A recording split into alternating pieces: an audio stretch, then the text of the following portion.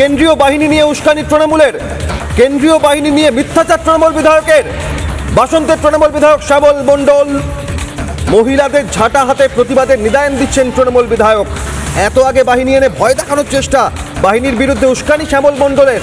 যদি অন্যায়ভাবে কেন্দ্রীয় বাহিনী বা সেন্ট্রাল বাহিনী যদি সাধারণ নাগরিকদের ওপরে অত্যাচার করে, ভোট ঘোষণার এখন অনেক বাকি, যদি কোনো রাষ্ট্রীয় সন্ত্রাস করে, যদি অবৈধভাবে বেআইনিভাবে যদি আক্রমণ করে, অত্যাচার করে সাধারণ নাগরিকদের উপরে, তাহলে গ্রাম বাংলার মেয়েরা ঝাঁটা হাতে প্রতিবাদ করবে, প্রয়োজন হলে ঝাঁটা পেটাও করবে। তৃণমূল কংগ্রেস তার বিদায় আসন্ন বুঝতে পেরেছেন, তাই মরিয়া উল্টো পাল্টা বলছেন। যা বলছেন আইপ্যাক এবং দিদিমণির নির্দেশ। কেন্দ্রীয় বাহিনীকে ঝাঁটাপেটা করার ভয় দেখিয়ে কোনো লাভ হবে না।